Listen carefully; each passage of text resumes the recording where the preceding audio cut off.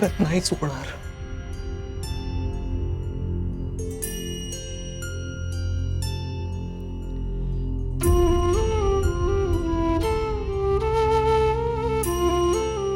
उठ बाळा.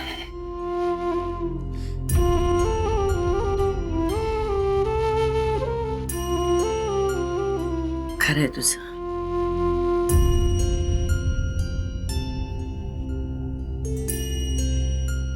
तात्पुरत्या औषधानं आजारही तात्पुरताच बरा होतो.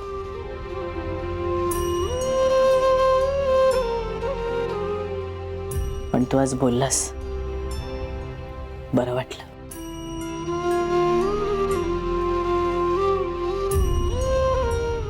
पण हे तात्पुरतं नाहीये ना? नाही नाही, तात्पुरता नाहीये. खरंच नाही परत चुकणार.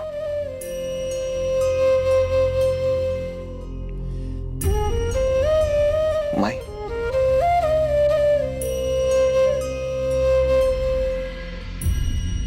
एकदा जवळ घे ना.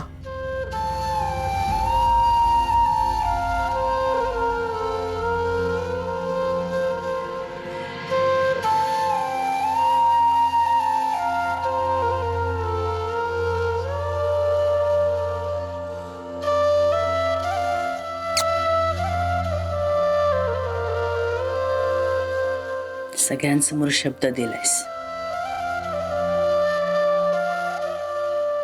तो पाळायचा आहे. ह्यापुढे आयुष्यात दारू आणि कियारा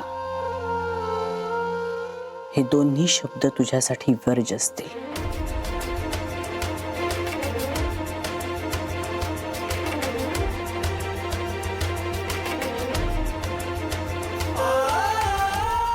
बरोबर?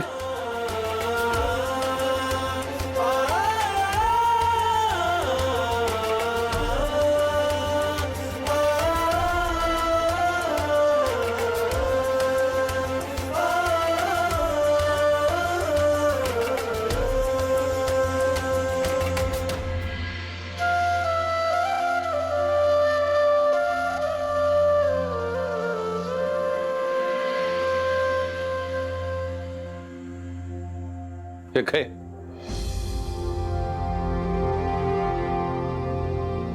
मी याच्या आधीच नाश्ता सुरू केलं.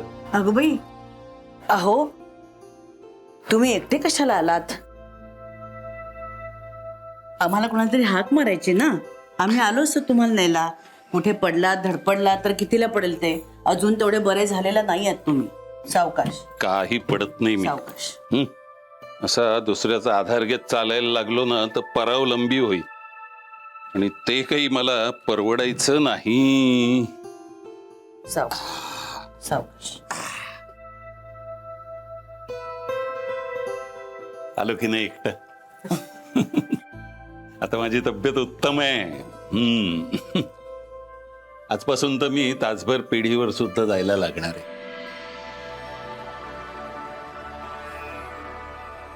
काय केलंय आज? उपमा केलाय हो. वाढ का.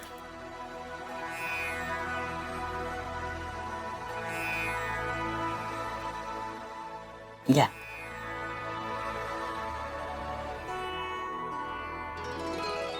वा.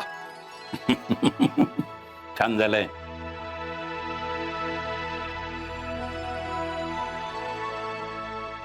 अरे बघता काय सगळे बुका नाही घ्यायला लागल्या? चला चला चला, हात चालवा.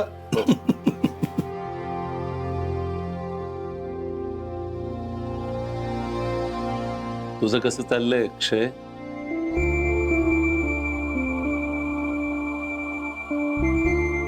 संसार सुरू झाला, अजून कामधंदा नाही सुरू झाला.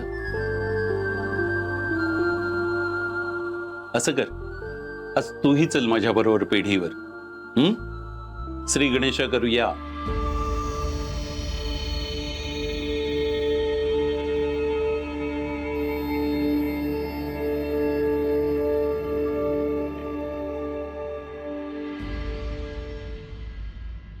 अण्णा थोडं बोलू? बोल की मग.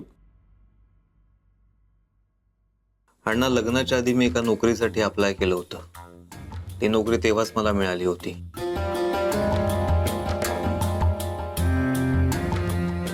खरं तर लग्न आणि पूजा यामुळे ती नोकरी मी जॉईन करत नव्हतो, पण आज मला जॉईन करावं लागणार आहे. आज माझा त्या नोकरीचा पहिला दिवस आहे. मला माहिती आहे ना की आपल्या घरात कधीच कोणी नोकरी वगैरे केलेली नाहीये. सगळे आपला व्यवसाय सांभाळतात. पण मला मात्र मी जे काही शिकलोय, जे शिक्षण घेतलंय, त्यात नोकरी करण्याची, काम करण्याची इच्छा आहे. त्यामुळे प्लीज प्लीज तुम्ही मला परवानगी द्या.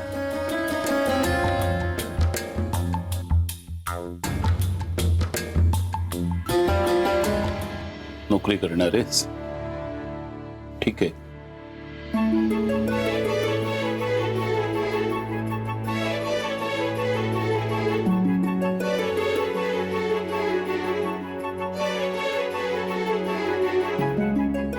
आम्ही चौघेजण समर्थपणे पेढी सांभाळतो. अनंत आहेच पुढच्या पिढीतला आमच्या बरोबर. हो, तू वेगळा मार्ग निवडायचा म्हणतोयस? ठीक आहे.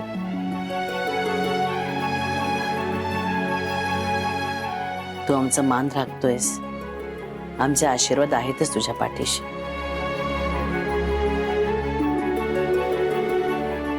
तोपर्यंत तुला कुठलीच अडकाठी नाहीये. पण नोकरी सुद्धा मानाचीच असली पाहिजे.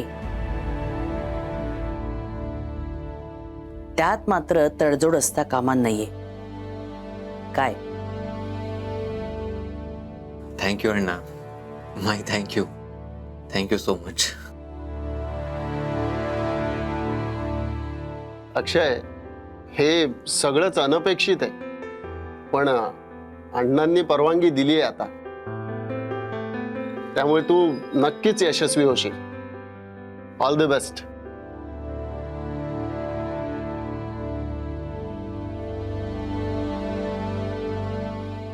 झालं ना तुझं समाधान?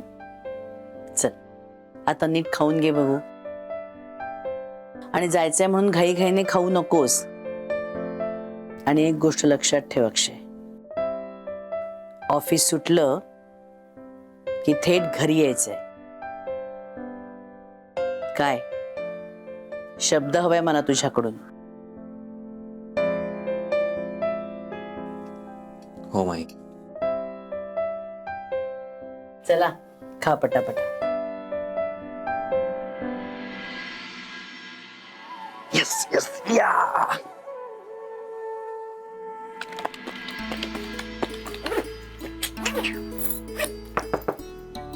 वाह वाह वाह वाह वाह, क्या बात है. एकदम रेडी. येस एकदम रेडी. भारी ना? एकदम. यार thank you so much. You always welcome. Seriously खरंच थँक्यू. मला खूप भारी वाटतं, एकदम मोकळं मोकळं तुझ्यामुळे फक्त. थँक्यू या. Thanks to you. कुठलाही इगो प्रॉब्लेम न करता तू चक्क माझं ऐकलंस. हो ना, तुझं ऐकलं बघ ना, पर्यायच नव्हता दुसरा.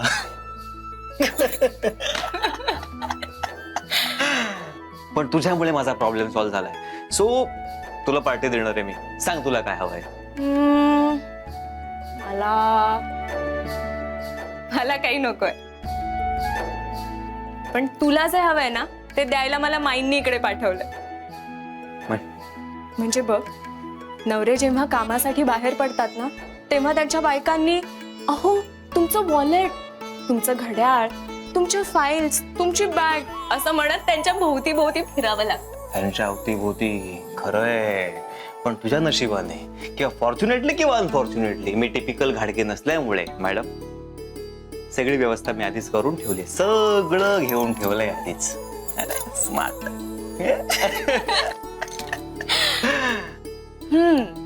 सो आज पहिला दिवस नाही, आज तुझ्या जॉबचा माझा पहिला दिवस. पण खरंच अक्षय, हा. मला वाटलेलं की मला जी अपॉर्च्युनिटी मिळाली ती तू वेस्ट करतोयस की काय. अरे अजिबात नाही यार. आधी लग्न, मग हनीमून, अशी सगळी कारणं सांगून मी जॉईनिंगचा दिवस पुढे पुढे ढकलत होतो. स्मार्ट. स्मार्ट. बचपन एक आयडिया अक्षय. हा. आपण हनीमूनला जातोय सांगून खरंच जायचं का कुठेतरी फिरायला? We need a break. Actually we need a break. पण ऍक्च्युली काय माहितीये का की मला एक आयडिया पण सांग की जॉबच्या पहिल्याच दिवशी मी बॉसला कसं सांगू ना की मला लगेचच सुट्टी पाहिजे हनीमूनसाठी प्लीज.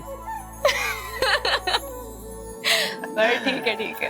नाही पण सिरियसली यार एक ब्रेक पाहिजे आपल्याला. जाऊया आपण. अहो हम्म? उशीर होतोय. ऑफिस आहे. निघालं पाहिजे.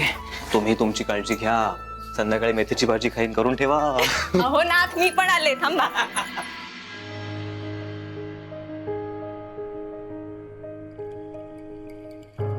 निघालास? हो ऑफिसचा पहिला दिवस आहे आज. आशीर्वाद दे. यशस्वी हो बाळा. आई शुभम भवतु. असा शाण्यासारखा वागत आज मला खरंच खूप बरं वाटतंय. अमृता, दही साखर दे त्याच्या हातावर. एक मिनिट. आणि फोन आधी बाजूला ठेवा तो.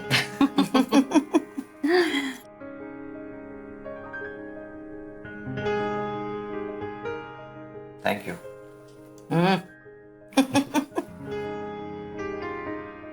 अक्षय, तुझ्या ऑफिसचा पत्ता पाठवून ठेव हिच्या मोबाईलवर. हं? म्हणजे दुपारी डबा पाठवता येईल ना ऑफिसला.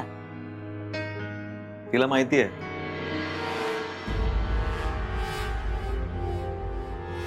सांगितलंय मी तिला आता.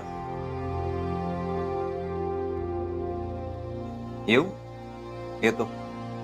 पण लक्षात आहे ना, ऑफिस सुटलं की तडक घरी यायचंय. काय? हो.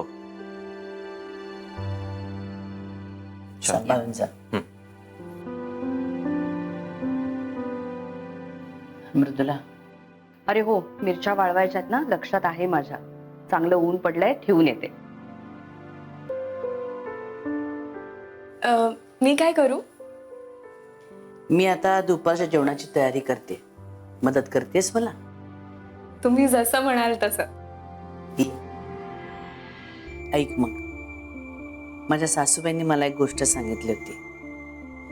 त्या घरात येणाऱ्या प्रत्येक सुनेला मी ती गोष्ट सांगते आणि तुलाही आज तीच गोष्ट सांगणार आहे. सगळ्यात आधी स्वयंपाकघरात येताना हा फोन बाजूला ठेवून यायचं. अगं इमर्जन्सी असेल तेव्हाची गोष्ट वेगळी आहे. मगाशी सांगितलं ना तुला. सॉरी. तुम्ही काय सांगत होता? पूर्वीच्या काळी की नाही, सगळ्या बायका चुलीवर स्वयंपाक करायच्या. तेव्हा सकाळी लवकर उठायचं, छानपैकी आंघोळ करायची, देवाला नमस्कार करायचा आणि मगच स्वयंपाकघरात शिरायच्या. सगळ्यात अगोदर चूल सारवून घ्यायची. तिच्या पुढे छानपैकी रांगोळीने एक ठिपका काढायचा आणि अन्नपूर्णेला, अग्निदेवतेला नमस्कार करून स्वयंपाकाला सुरुवात करायची. पण आता काय बदलला? आता गॅसच्या शेगड्या आल्या सगळ्यांकडे. त्यामुळे अग्निदेवताही बदलली आणि अन्नपूर्णाही बदलली. स्वयंपाकघरात शिरताना मनातले सगळे क्लेश, राग, लोभ, मत्सर हे सगळं बाहेर ठेवून घरात शिरायचं. तरच अन्नपूर्णा आपल्यावरती प्रसन्न होते. प्रसन्न स्वच्छ मनाने आपण स्वयंपाक करायचा आणि स्वयंपाक करताना की नाही आपलं सगळं लक्ष त्याच्यात असलं पाहिजे. मग कसा छान होतो स्वयंपाक. एक वेगळाच स्वाद येतो त्याला. आणि म्हणूनच अग्निदेवता सुद्धा मग प्रसन्न होते आपल्यावर आणि ती सगळं आपल्याकडून करून घेत असते. स्वच्छ मनाने, प्रसन्न मनाने आपण स्वयंपाक केला पाहिजे. प्रेमाने स्वयंपाक केला पाहिजे. आपल्या मनात जो भाव असतो ना, तो त्या पदार्थात उतरतो आणि म्हणूनच मग तो खाणाऱ्याच्या अंगीही लागतो. त्यामुळे स्वयंपाक करताना मन प्रसन्न असलं पाहिजे आणि प्रेमाने तो स्वयंपाक करावा लागतो. किती छान आहे. मला खूप आवडलं. मी नक्की लक्षात ठेवेन. घरात येणाऱ्या प्रत्येक सुनेला आम्ही हेच सांगत आले. काही जणींनी ऐकलं, त्या आचरणातही आणलं आणि काहींनी मात्र ऐकून त्याच्याकडे दुर्लक्षही केलं. जाऊ दे, तुला सांगितलंय, आता बघूया तू काय काय करतेस, तुला किती जमतंय. तयार आहेस ना? झाले वाटतं यांचे संस्कार वर्ग सुरू. काल इतका तमाशा झाला तरी आज पुन्हा खट खट गडगड वागणं झालेच सुरू. मिळमिळीत सगळ्या या सगळ्याला झणझणीत फोडणी दिल्याशिवाय चव नाही हं आयुष्याला. चल लायटर घे. छान तेल घाल. नमस्कार करायचा आधी.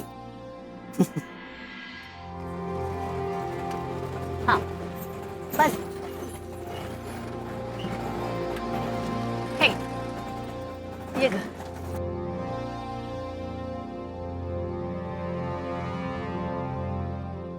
अमूचं घर.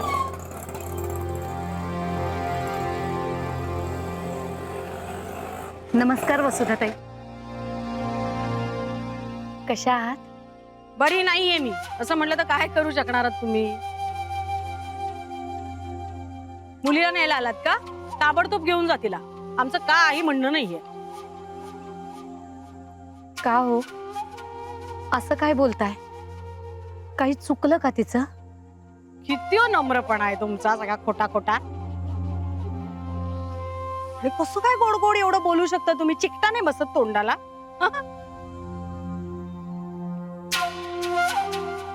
आल्या तुमच्या वीणबाई, तुमच्यासारख्याच गोड गोड गोड गोड. माझं तसं नाही, माझं काम एकदम रोकटोक. नमस्कार. नमस्कार.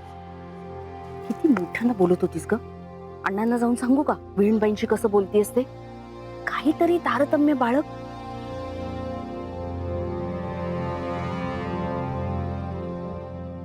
गोड गोड.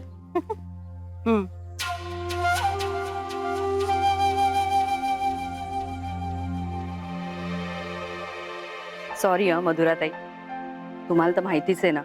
जाऊ द्या. व्यक्ती तितक्या प्रकृती. काही गोष्टी ना मनाला लावून नसतात घ्यायच्या. आणि तुम्ही आहातच की आमच्या अमृता बरोबर, तेवढं पुरेसे मला. हो, आणि आता तुमची अमृता आमच्या घरात मस्त रुळतीये. हा, काही तिचं टेन्शन घेऊ नका. तोंडेखलं नाही सांगत आहे, मनापासून सांगते तुम्हाला. हो ना? तर मला सांगा, तुम्ही अचानक कशा काय आला?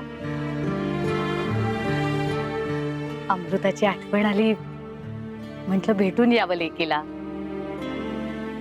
साहजिकच. या ना, या घरात या. चल.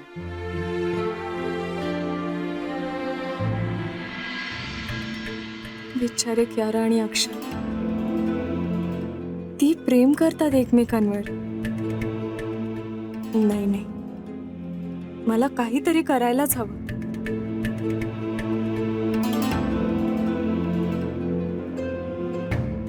कियाराला त्या नंबरवर फोन करून बघू का?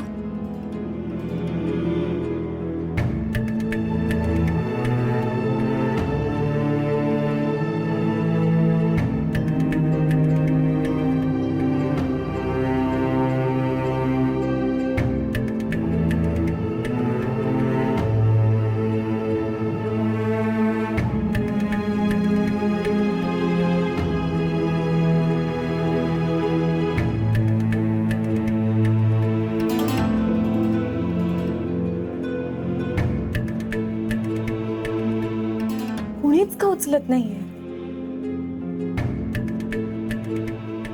मी अक्षयच्या फोनवरून करायला हवा का?